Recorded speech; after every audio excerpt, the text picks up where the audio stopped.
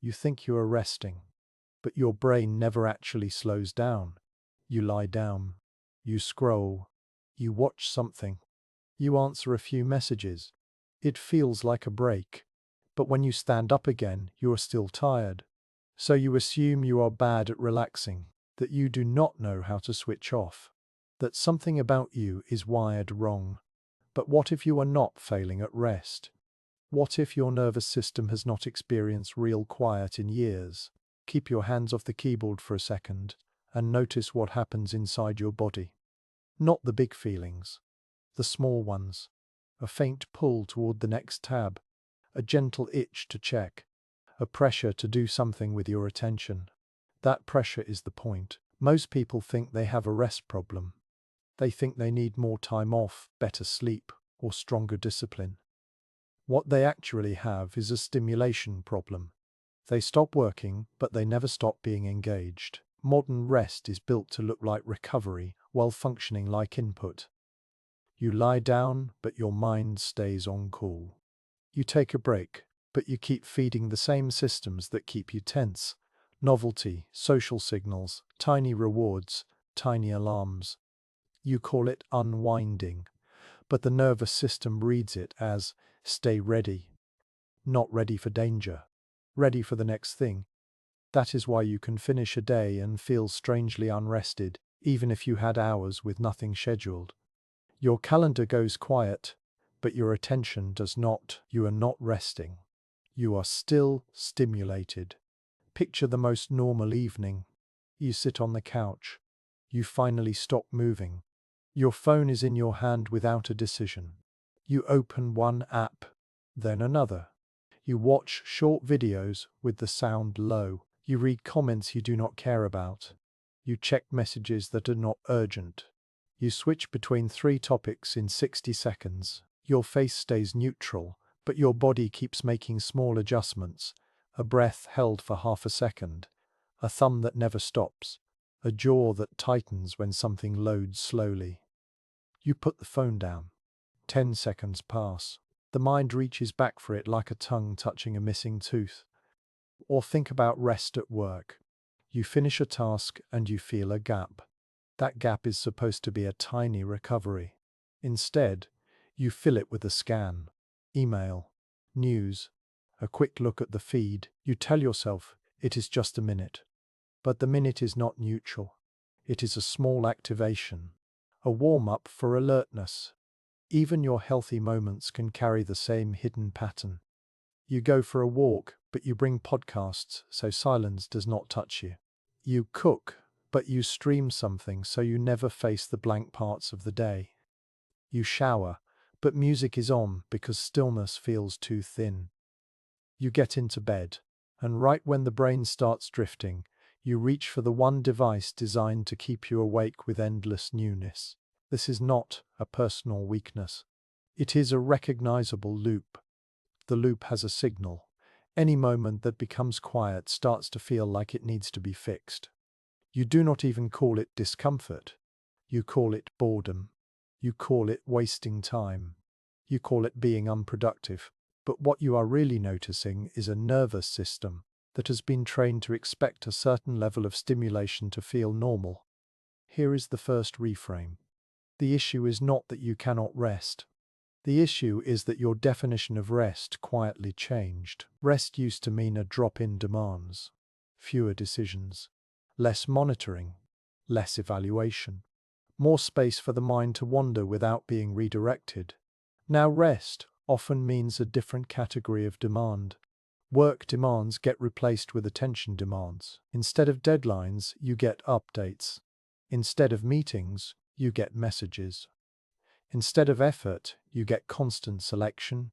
This or that, watch or skip, reply or ignore, like or move on. That is why breaks do not restore you. You did not leave the control room. You just switched monitors. The first hidden mechanism is intermittent reward. The brain learns fastest when rewards are unpredictable. If you know exactly when the good thing is coming, your system calms down between rewards. If you do not know, you stay slightly activated, because the next pull might be the one. This is not only about gambling, it is about every feed, every inbox, every notification system, and every scroll that mixes ordinary content with occasional hits. Something funny, something flattering, something alarming, something new. The unpredictability trains checking, so when you relax by scrolling, you are placing your attention into a slot machine rhythm. Not because you are foolish, because the design matches how learning systems work. Each refresh is a small question. Each question keeps the brain in a seeking state. And seeking is not rest. Seeking is posture. Seeking is readiness. Notice the everyday behavior that comes from this. You do not open your phone because you want something specific. You open it because your body expects a possibility. You feel a low-grade tension until you check. You check. Nothing is there. You feel disappointed, then you check again later, because the system is not about satisfaction. It is about keeping the loop alive. That would already be enough to drain you. But there is a deeper layer underneath, and it explains the most confusing part, why you can be exhausted and still unable to stop. Pause here and tell the truth to yourself. You are not struggling to rest because you are lazy. You are struggling to rest because your environment keeps you in a state of almost. And once you see the next layer, the word rest starts to sound like a different language. Here is mechanism layer 2. Self-control is not just effort. It is switching. It is management. It is constant inhibition of tiny impulses. Your day is filled with micro-jizz, not big cravings. Small ones. Check the phone. Open the tab. Look up the answer. See if someone reacted. Fix the feeling of uncertainty with a quick search. Each time you resist, you are not spending some magical fuel. You are engaging control systems that have to keep realigning your attention. That realignment has a cost. It is mental friction. Now add a modern twist. Many digital spaces create a steady stream of cues that trigger urges. The cue is not always a notification. It can be a red badge you did not clear, a half-finished thread, a message you saw but did not answer, a video you paused mid-sentence, a headline that implies danger without giving resolution. Your brain hates open loops. It treats unfinished signals as problems. So you keep returning, not because you love it, but because the mind seeks closure. This is where common fixes fail. People try to rest the same way they do everything else, by optimizing. They add apps for sleep, apps for breathing, apps for focus, apps that track recovery. They turn rest into another performance category. Now, even downtime has metrics, streaks, and feedback. The system stays the same: stimulation, evaluation, response. You can also see why just have willpower collapses. Willpower becomes a job when cues keep arriving. It is not one decision. It is hundreds of tiny refusals. Even if you are strong, you are still working. At this point, the problem is no longer inside a single person. It is structural. You live in a setting where attention is treated as a resource to be harvested. Many products are built to reduce the time between impulse and action. 1. Click.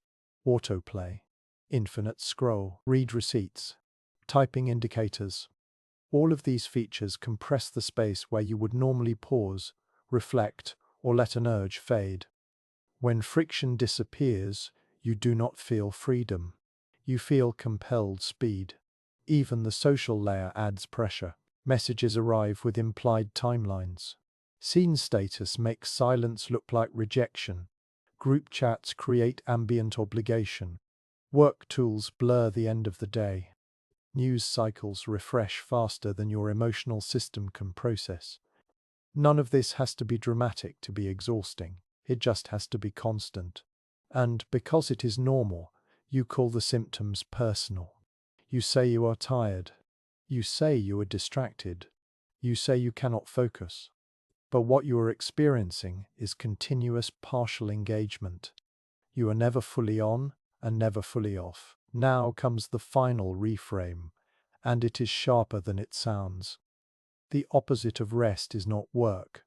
The opposite of rest is vigilance. Work can be tiring, but it can also be clean.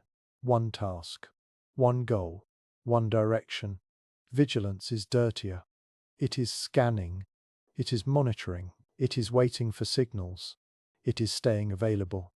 It is keeping your mind slightly forward, slightly braced, slightly ready.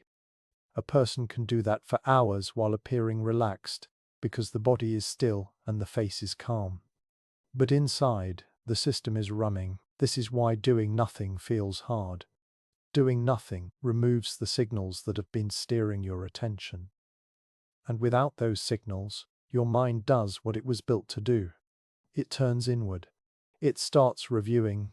It starts replaying. It starts planning. It raises questions you have been outrunning with input. So you reach back for stimulation, not for pleasure, but for control. Controlled closing means naming what is happening without turning it into a moral lesson. Modern life offers many comforts, but it also offers endless prompts. Those prompts keep you lightly activated. When you finally stop, you do not drop into rest. You drop into withdrawal from stimulation. That is why quiet can feel loud. That is why relaxing can leave you more tense. That is why the day ends and your mind still feels open. Rest, in its old sense, is not a luxury. It is a state, low input, low evaluation, low urgency. If that state disappears, you can take time off and still feel like you never left. And the strangest part is this: the more normal it becomes, the less you notice it, until the moment you try to be still and discover how much motion has been happening inside you the whole time.